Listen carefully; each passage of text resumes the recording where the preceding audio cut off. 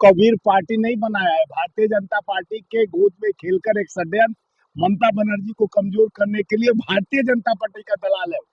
वो भारतीय जनता पार्टी उसको एजेंडा तय की है कि किस तरह से माइनॉरिटी मुसलमानों का वोट कम करके ममता बनर्जी को कमजोर करने के लिए। यह हमारे सूत्र से पता चला है कि वो भारतीय जनता पार्टी का एजेंट की तरह काम करेगा। भारतीय जनता पार्टी उसको एक मंसूबा दिया है, वो पैसे पर बिका है। वो मस्जिद का एक ये उसके तहत लोगों को संपत्ति लेकर इस तरह से एक प्रोपगंडा एजेंडा तैयार किया गया। ये भारत में खाली एजेंडा और प्रोपगंडा पर तो चल रहा है। देश के लोगों को कहा जाता है रेलवे का बहुत बड़ा सौगात दे रहा हूं, 600 करोड़ फायदा रेलवे को होगा, लेकिन खून चूसेगा आपका, हमारा, आम आवाम का। लेकिन वो तो टीएमसी से ही निकला प्रोडक्ट है ना। टीएमसी से निकला। जो ममता बनर्जी ने कहा जो जात धर्म की बात करेगा उसके साथ मैं नहीं खर्चा, किसी धर्म का बात करेगा। हम धार्मिक उन्माद से अब उस पक्षधर नहीं है कि वोट देंगे। हम चाहते हैं कि लोकप्रियता हमारे काम और हमारे विश्वास के ऊपर वोट दे। और टीएमसी को कमजोर करने के लिए एक एजेंडा तैयार किया। पहले तो वोट देख रहे हैं ताबड़तोड़ कई करोड़, तमिलनाडु में 1 करोड़ से ज्यादा वोट काट दिया गया।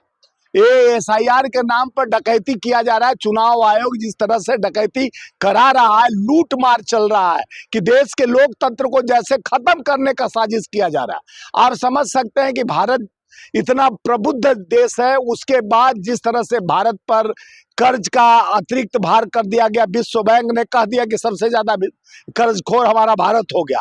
तो आज देश का दशा दिशा, लोकप्रियता की बात करते हैं, विश्व गुरु का कल्पना कर देश का प्रधानमंत्री चलता है जो वोट चोर के आधार पर गद्दी पे बैठा हुआ है। वोट चोर जीतन राम मांझी क्या बोले कि हम 2700 वोट से हार रहे थे, कलेक्टर को फोन कर दिए और हमको जिता दिया गया। यानी हमारे टीम को हम जब चाहते हैं फोन कर देते हैं, मैनेज हो जाता है, जिता दिया जाता है। तो ये मैनेज कर वोट चोरी देखिए साबित खुद ही। तो बंगाल में भी चोरी होगा ये तो ये तो प्रत्यक्ष को प्रमाण क्या, खुद जीतन राम मांझी मंत्री है, उनके सत्ता में सरकार में सम्मिलित है, उन एनडीए गठबंधन में, जो खुद कह रहा है कि हमने कलेक्टर को फोन कराकर और मैनेज हो जाता है, मंत्री रहते हैं, सारा मैनेज हो जाता है। तो इसका मतलब वो साबूत दे रहा है कि वोट चोरी इसी तरह इसी बलबूते पे होता है। हम सत्ता पे ईडी, इनकम टैक्स, CBI, देखिए नेशनल अलर्ट मामले में अभी सुप्रीम कोर्ट से क्लीन चिट मिलने के बाद फिर प्रोपगंडा, क्योंकि इनके पास मुद्दा नहीं है। राहुल गांधी जी, सोनिया गांधी जी बेल पे है, बेल पे इतना दिन तक वो लोग संज्ञान में लेते हुए उनके प्रवक्ता वगैरह सब कहते गए।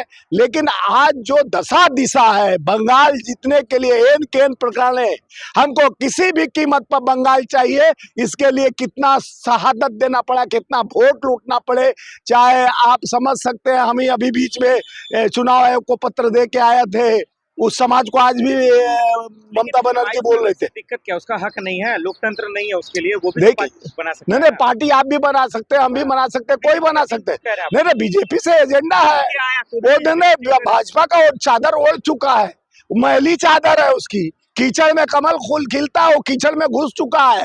जिस कीचड़ का दाग पूरे देश में लग चुका है, उसी कीचड़ में वो घुसकर जिस तरह से अपने को साफ दामन कहने का कोशिश कर रहा है, ये ममता बनर्जी को कमजोर कर जिस तरह से वहां का जनता समझदार है, उसके बहकाव में आएंगे नहीं। क्योंकि ममता बनर्जी चाहे कोई भी, वो विकल्प उसके आगे किसी का नहीं है। को भी बीजेपी की पार्टी कहेंगे आप भी थी बंगाल में। देखिए वो तो जानता है, पूरा देश जानता है, और भारतीय जनता पार्टी के लोग कहते हैं। हमको हाथ कंगन को फारसी का, पढ़े लिखे को फारसी का, सब जानता है, जग जाहिर है। और जिस तरह से मोदी जी का एक एजेंडा था बिहार को जितना, वहां पर अपने देखिए अभी क्या चल रहा है राजस्थान में, ये पहाड़ को काटा जाए, यानी जिस तरह से हरे भरे जंगल को काट के अडानी को दे दिया गया। के स्वागत में MIM के लोग सब ज्यादा गए थे, क्या मतलब निकाला किसके स्वागत में? ये हुमायूं कबीर की पार्टी में।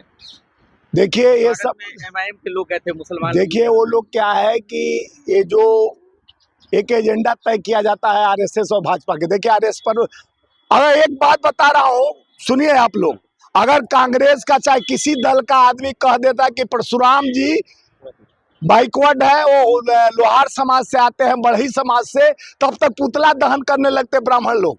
जो भाजपा के लोग हैं, और आरएसएस प्रमुख उनको जाति में बता दिया कि परशुराम जी बढ़ई है, वो लेके फरसा कुल्हाड़ी चलते हैं, इसलिए बढ़ई है।